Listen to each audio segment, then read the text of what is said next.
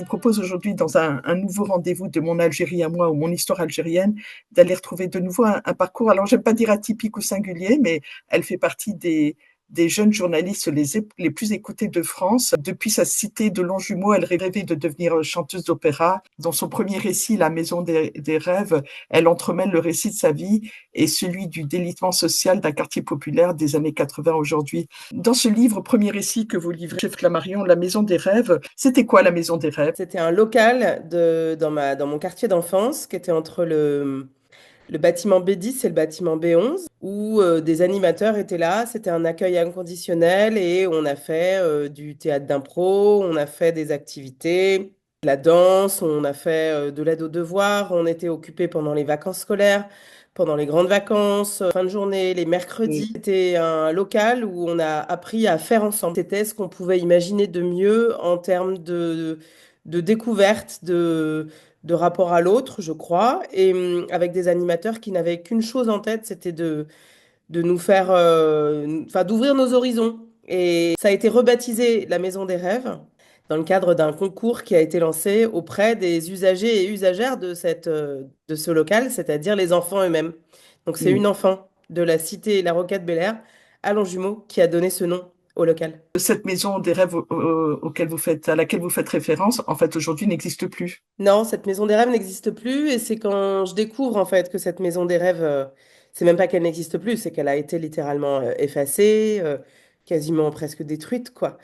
Que je me dis qu'il y a quelque chose à raconter de ces lieux, de ces espaces qui nous ont construits en tant que citoyens, ces associations, ces structures qui nous ont permis malgré les assignations, malgré parfois les difficultés de vivre en quartier populaire, quand par ailleurs, en plus, c'est la banlieue des Champs, donc la grande banlieue, celle qu'on raconte jamais vraiment.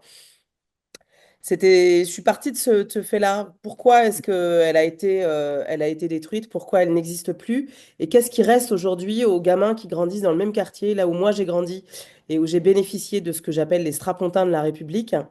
Qu'est-ce qu'il leur reste à ces gosses aujourd'hui qui veulent faire mentir les pronostics, faire mentir les assignations et essayer de s'ouvrir un horizon désirable, quoi. Voilà, à quoi ils rêvent. Et donc, c'est parti de là. Le livre commence d'ailleurs à un moment difficile de votre vie, la disparition de votre grand-mère avec laquelle vous habitiez j'allais dire ce quartier. Voilà, on cherche, vous voyez comment on est tous un peu stigmatisés à ne pas savoir quel terme utiliser à proprement parler pour ne Vous pas pouvez être l'appeler cité, et une cité, cité. il y a Voilà, plusieurs, voilà, les il y a appellations. Oui. Ce qui est drôle avec le mot cité, c'est il y a deux acceptions au mot cité. Il y a le mot la cité, au sens la commune, la cité romaine, enfin voilà, la cité, l'espace des citoyens. Et puis il y a la cité, le grand ensemble.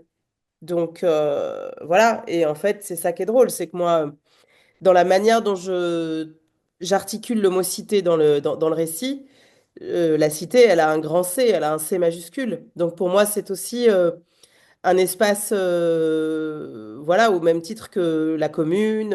Voilà, c'est la cité au sens politique du terme. Il y a quelque chose de très politique dans la cité. C'est pas juste un grand ensemble, c'est pas juste du béton dans lequel on a enfermé des habitants. Non, non. Moi, c'est ça que je raconte. C'est aussi le lien social, c'est la vie associative. C'est la joie d'être ensemble et de vivre ensemble avec les voisins. C'est ce village vertical qu'on avait réussi à créer. Et ce salon collectif, puisqu'on était chez les uns chez les autres, il n'y avait pas encore ces portes là avec des vigies et des trucs de sécurité qui nous enfermaient les uns des autres. Donc voilà, moi je raconte la cité au sens politique du terme. La particularité, et c'est pour ça il y avait forcément une part d'autobiographie dans ce récit, c'est que moi, je viens d'une famille où on avait de la ressource. Moi, ce que j'interroge, c'est, aurais-je pu véritablement ne pas réussir à me hisser, peut-être pas là où je suis aujourd'hui, j'en sais rien, mais voilà, moi, je raconte aussi une famille de militants. Où le rapport à la culture est extrêmement présent. Et c'était aussi pour moi important de raconter que les quartiers populaires étaient beaucoup plus nuancés, divers que ce qu'on semble toujours nous dire, avec ces représentations qu'on a, mais qui existent, hein, de primo-arrivants qui ne maîtrisent pas la langue française, qui sont allophones, qui multiplient les difficultés. C'est vrai, ça, c'est une réalité, mais il n'y a pas que cette réalité-là. Et pour moi, c'était aussi important de raconter un quartier populaire qui est marqué par une grande, très grande mixité sociale, une très grande mixité aussi, puisqu'il y a à la fois ce que j'appelle les immigrés de l'intérieur. Donc moi, j'ai grandi avec des Bretons, des Normands, des Vosgiens, des Auvergnats et puis les immigrés des empires, quoi. Et tout ceci fonctionnait, quoi qu'on puisse en dire. Donc, parce que ces espaces du lien dans ces sas, que sont les quartiers populaires, qui sont en fait des espaces d'arrivée, ce lien social, en fait, a été permis par ces associations, par ces petites structures qui semblent pas grand-chose, cette maison des rêves, mais en fait, c'est absolument essentiel, justement, pour construire quelque chose d'une identité commune et ce que j'appelle le faire ensemble. On entend beaucoup parler du vivre ensemble. Moi, je persiste et je signe, c'est pas tant le vivre ensemble, on peut vivre les uns à côté des autres sans jamais se croiser.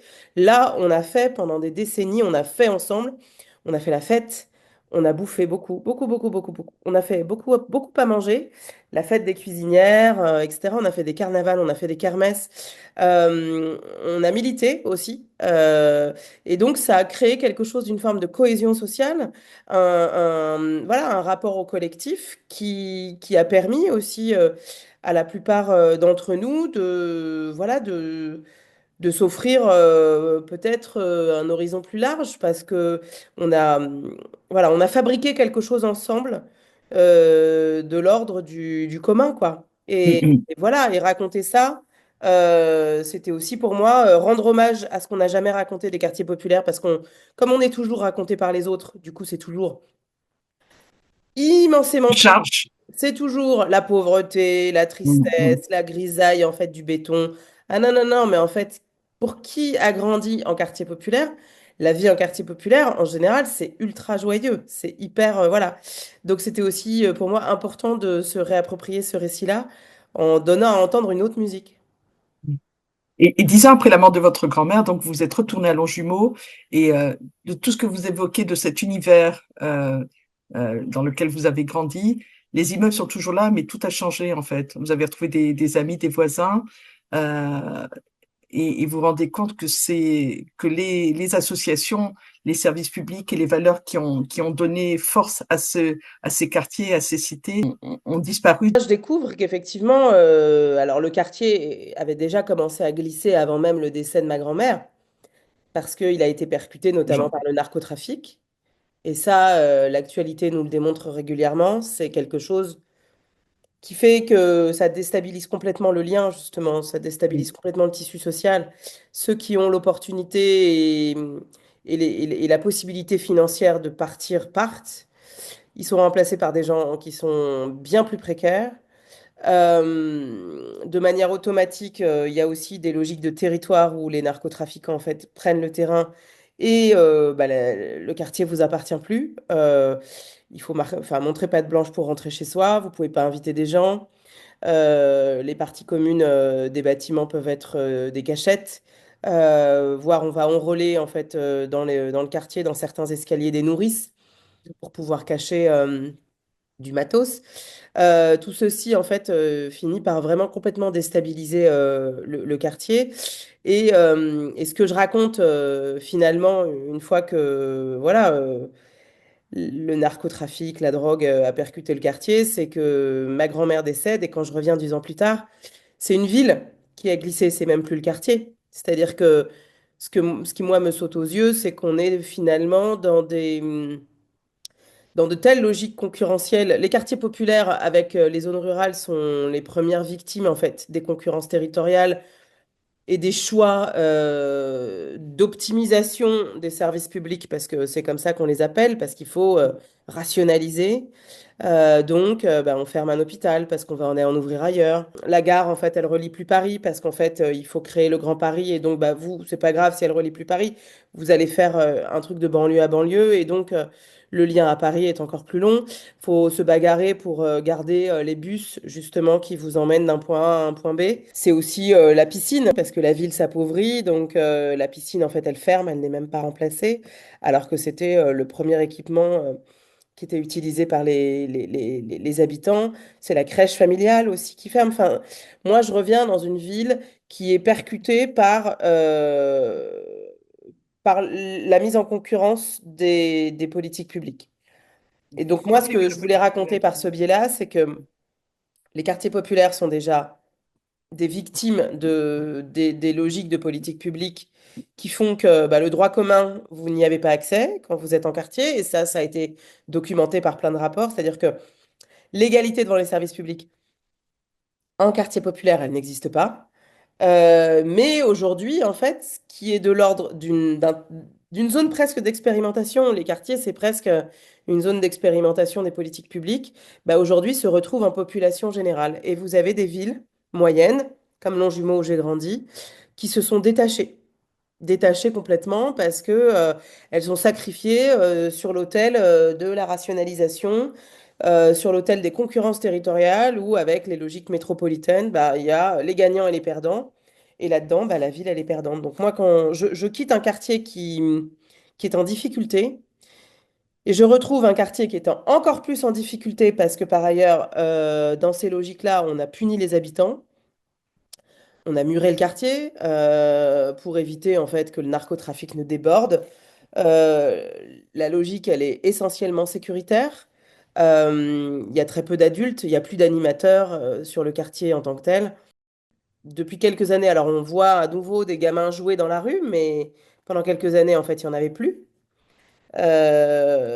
Donc ça dit quelque chose de ce qui s'est passé et de la manière dont on est dans une forme de, à nouveau, d'assignation, enfin à nouveau, comme si elle n'avait jamais disparu, quoi, mais dans une assignation des habitants qui font que le principal est que ça ne déborde pas et qu'on les laisse, voilà, on les laisse dans leur merde, pardon, mais le narcotrafic les percute, la pauvreté, les problèmes de mobilité, etc. Mais là où on attend en fait une aide supplémentaire face à ces enjeux-là, en fait, on se rend compte que la force publique les réassigne encore plus, quoi. Et donc, derrière, bah, finalement, la ville elle-même, elle décroche. Donc, voilà, c'est devenu presque un peu une cité dortoir, quoi. On se rend compte en fait que 20 ans après la mort de Ziad Benna et de Bouna Traoré à Clichy-sous-Bois en octobre 2005, qui a ensuite valu l'embrasement d'une partie de la jeunesse des banlieues, en fait l'histoire des jeunes périphériques a toujours pas été écrite. Elle a été écrite, mais pas par les premiers concernés. Elle a été disséquée par des sociologues, par des essayistes, parfois des journalistes, etc.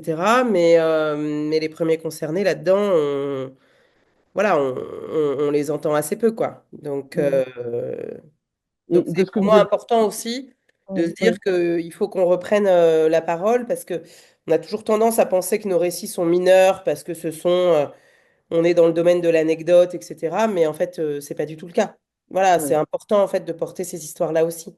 Il y a pas un responsable, c'est pas à qui la faute, c'est la faute à machin. Et c'est ça, moi, que je raconte dans le livre, c'est que quand le processus qui est sur 40 ans, moi, raconter ça à hauteur du quartier que je connais le mieux, c'est-à-dire le mien, là où j'ai grandi, et voir que finalement, les petites choses dont on a pu bénéficier, mais qui ont été de véritables leviers de transformation sociale, n'existent plus. Voir que par ailleurs, sur la question du droit commun, l'accès à l'éducation, l'accès à la mobilité, l'accès à l'emploi, l'accès aux loisirs, l'accès à la culture, tout ceci en fait est obéré parce que les quartiers populaires ont moins de manière structurelle, mais on pourrait dire la même chose en zone rurale, c'est-à-dire que aujourd'hui il y a quelque chose aussi à faire converger entre ce qui se passe en ruralité et ce qui se passe en quartier populaire, c'est-à-dire que le rapport à l'égalité des droits est évidemment pas le même selon où on est sur le territoire, donc c'est la faute à des logiques de politique publique qui sont mises en œuvre depuis 60-70 ans et qui ont créé en fait des sous-citoyens. Mais mm, ça, c'est pas spécifique. Voilà, il y a les quartiers populaires, mais il y a aussi de plus en plus de gens, enfin, il y a les ruralités, il y a le périurbain. Vous évoquiez 2005 avec la mort de Ziad Benna et Bouna Traoré, mais on pourrait dire aussi que dans les colères qui ont jalonné ces dernières années, il y a eu les gilets jaunes. Les gilets jaunes, pour moi, c'est à mettre sur le même plan que la colère et la même demande de dignité face aux forces de l'ordre, face face aux autorités en général, de dire, nous aussi, on a le droit à une place et on a le droit d'être bien traité. Voilà, on veut pouvoir vivre dignement. Et en fait, c'est finalement la même demande sociale. Et c'est pour ça que je pense qu'il est important de pas découper en se disant, il y a les quartiers populaires d'un côté, les ruralités de l'autre, le périurbain. Non, non. Tout ceci, en fait, est aussi une question sociale parce que on parle de qui? On parle des classes populaires. Et la question, c'est qu'est-ce qu'on fait dans ce pays des classes populaires? Comment est-ce que on fait en sorte euh, de rétablir des formes d'égalité, d'équité? On est quand même dans les rapports qui ont été remis par l'OCDE, hein, donc c'est les pays occidentaux. Il faut 6 générations pour changer de classe sociale. Enfin, l'école est un système de reproduction terrible par rapport à nos voisins européens. Donc, tout ça, on le sait. Maintenant, qu'est-ce qu'on fait pour changer ça? Bah, c'est un peu...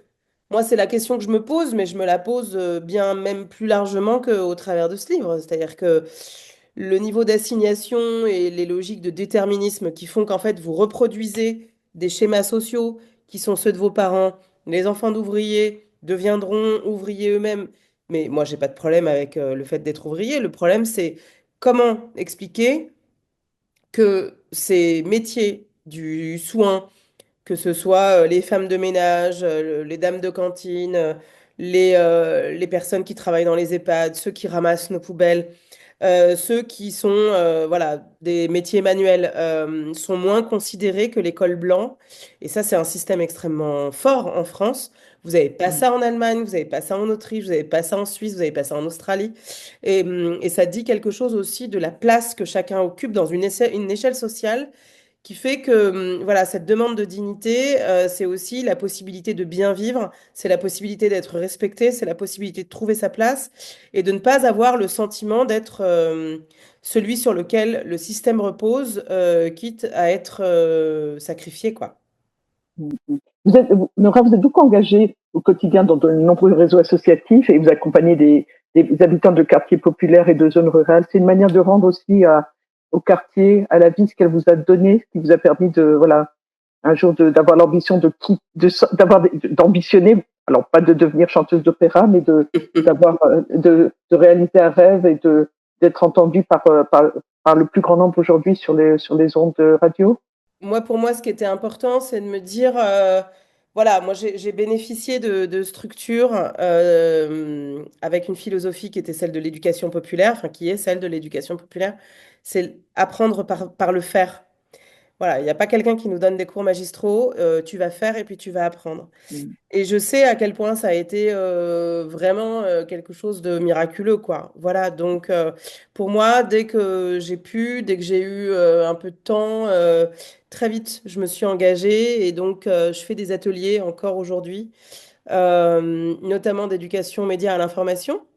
Et donc, j'anime des petites rédactions de jeunes gens, pour beaucoup issus de quartier, parfois en zone rurale, parfois les deux, parce que j'ai fait pendant quelques années des ateliers dans la Nièvre avec des gamins qui étaient, donc pour le coup, plus mélangés encore que ça. Il y avait des gamins de quartier de Nevers et alentour. Et l'objectif était justement de les accompagner à un éveil citoyen, c'est-à-dire qu'ils faisaient des reportages, ils racontaient ce qu'ils voyaient. On a traité de questions de droits humains, en l'occurrence là sur cet atelier dans la Nièvre. Aujourd'hui, je travaille encore à la Courneuve, entre autres.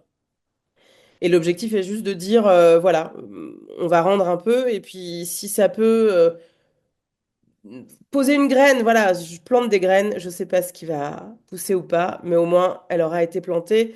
Et j'ai quand même effectivement le sentiment de participer à quelque chose de collectif, d'une part, de rendre aussi, parce que moi j'ai des animateurs qui ont été pour beaucoup dans ma trajectoire. Par ailleurs, je sais à quel point le regard qu'on pose sur nous, gamins, est hyper important. Donc, s'entendre dire à quel point on est aimé, parce que nous, les animateurs, c'est ce qu'ils nous disaient, voilà, vous étiez nos gosses et on vous aimait.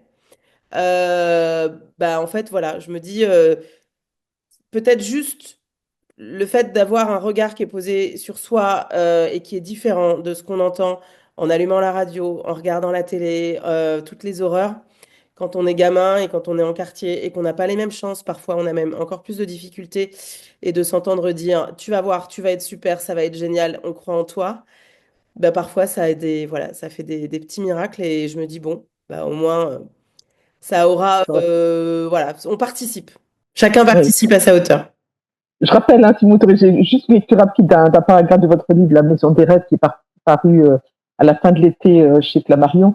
Je n'ai jamais vraiment subi de racisme ou de discrimination. Je n'ai jamais été victime de contrôle de police. J'ai très vite compris à quel point le fait d'être une femme est un privilège quand on est d'origine maghrébine. Le rapport aux institutions n'est définitivement pas le même. Ça pourrait être le sujet d'une dissertation ou un dessert de philo ou de français. On développera pas aujourd'hui, mais c'est comme le point de vue effectivement d'une jeune femme qui est tout à fait à l'aise dans son histoire, dans son parcours de vie. Vous m'autoriserez peut-être aussi une dernière question, puisque ces entretiens rentrent dans le cadre d'un travail mémoriel qui s'appelle mon Algérie à moi, mon histoire algérienne. Vous racontez vos ancêtres, votre histoire algérienne. Quels sont vos liens avec l'Algérie aujourd'hui? Ah, ils sont hyper réguliers. J'y vais tous les ans, au pire tous les 2 ans. Mhm. Mes parents, ils vivent maintenant qu'ils sont retraités 4 mois dans l'année. J'ai encore beaucoup de famille. Donc non, non, le lien, il est encore très, très puissant. Et après, il y a le rapport à la langue, parce qu'une langue maternelle, et moi, ma langue maternelle, c'est pas le français. Alors, elle ne vous quitte jamais. Le problème, c'est que bon, bah, l'amazigh, donc le kabyle, je le parle beaucoup moins au quotidien que avant. Enfin, quand ma grand-mère était encore en vie, c'était vraiment un passage de l'une à l'autre en l'espace de, voilà, dans la même journée. Là, c'est forcément beaucoup plus difficile. Mais c'est drôle parce qu'il suffit toujours de quelques heures passées dans un environnement où il y a des... Voilà, pour que, en fait, voilà, c'est comme le vélo, ça revient. Quand je vais en Kabylie, c'est pareil. Donc, c'est la langue, évidemment, c'est la musique, c'est le couscous.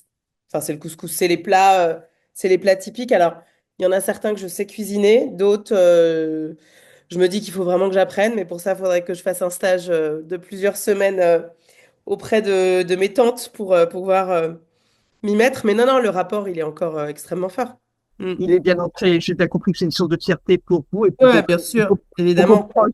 Et puis, on va faire un petit clin d'œil, non pas parce que ma mère est originaire de Fort-National, donc les concurrents directs de Michelet et de Ain El Hammam, vous êtes originaire de... Petit village qui Et, s'appelle Eril Bouhiné ouais, et à ouais, 20 minutes, 25 minutes en voiture de Michelet. merci en tout cas, Laura. Merci de cet entretien, d'avoir consacré du temps. La maison des rêves, c'est effectivement quand on croit en ses rêves, quand on est accompagné, quand on croit en soi et qu'on on est appuyé par les animateurs entre autres et qu'on est bien accompagné, quand on veut, on peut. Je crois que c'est finalement la conclusion à laquelle on peut arriver. Je Avec sais quelques pas. difficultés, certes, mais voilà, C'est voilà. c'est Bon. justement ça là qu'il faut interroger. Est-ce que véritablement, quand on veut, on peut? Voilà, c'est pas aussi. Je crois pas que ce soit aussi simple que ça, parce qu'il y a Bah, des gens qui veulent très fort, oui. mais voilà, les leviers, les possibilités pour arriver là où ils veulent sont Compliqué. plus difficiles. Ça, c'est certain. Quand on part Mm, pas, quand on part de la cave, il y a plus d'étages à monter. Ça, c'est sûr. mm, Mm. mm.